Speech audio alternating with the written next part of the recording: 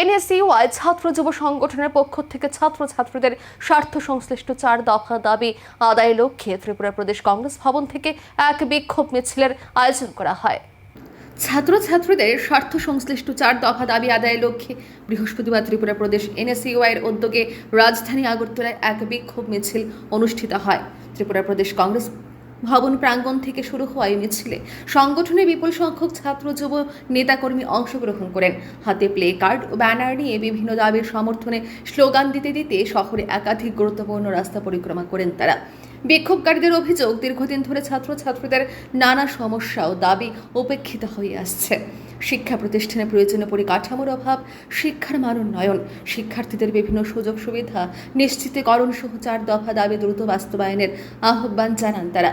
আন্দোলনকারীদের বক্তব্য, শিক্ষার পরিবেশ উন্নত করা এবং ছাত্রছাত্রীদের ভবিষ্যৎ সুরক্ষিত করতে সরকারকে অবিলম্বে কার্যকর পদক্ষেপ গ্রহণ করতে হবে। মিছিল চলাকালীন বিভিন্ন স্থানে কিছু সময়ের জন্য যান চলাচলও প্রভাব পড়ে। পরে বিক্ষোভকারীরা নিজেদের দাবির সমর্থনে বক্তব্য রাখেন এবং সংশ্লিষ্ট কর্তৃপক্ষের উদ্দেশ্যে স্মারকলিপি প্রদানের কথাও জানান। সংগঠনের নেতারা বলেন, ছাত্র সমাজের ন্যায্য দাবি পূরণ না হওয়া পর্যন্ত তাদের গণতান্ত্রিক আন্দোলন অব্যাহত থাকবে। আপনারা ইতিমধ্যেই জানেন, গোটা ভারতবর্ষের মধ্যে যখন ছাত্র সমাজ এই দেশের ছাত্রদের স্বার্থে আন্দোলনরত ছিল, দিল্লি থেকে শুরু করে আমাদের দেশের বিভিন্ন রাজ্যের মধ্যে আমরা দেখেছি রাষ্ট্রীয় সন্ত্রাস তাদের উপর নামিয়ে আনা হয়। দিল্লির মধ্যে স্বরাষ্ট্রমন্ত্রী অমিত শাহ এবং দেশের প্রধানমন্ত্রী নরেন্দ্র মোদীর নেতৃত্বে দিল্লির যন্তর মন্তরে যখন ছাত্রছাত্রীরা শান্তিপূর্ণভাবে আন্দোলন করছিল, তাদের উপর প্যালেট, বন্দুক থেকে শুরু করে সেখানে আমরা লক্ষ্য করেছি তাদের মাথা ফাটিয়ে দেওয়া হয়েছে মেরে।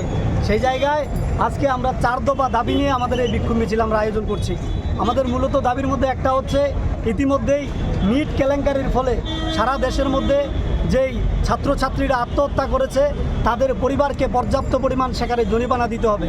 পাশাপাশি আমরা চাইছি দিল্লির যন্তর মন্তরে যাদের নেতৃত্বে সেখানে ছাত্রছাত্রীদের উপর সেখানে AK-47 প্যালেট বন্দুক থেকে শুরু করে তাদেরকে মেরে রক্তাক্ত করা হয়েছে, তাদের উপর যেন আইনানুগ ব্যবস্থা নেওয়া হয়। আগামী দিনেও রাজ্যের বিভিন্ন প্রান্তে ছাত্রছাত্রীদের স্বার্থে ধারাবাহিক কর্মসূচি গ্রহণ করা হবে বলেও তারা জানান। Bureau report, news vigilant.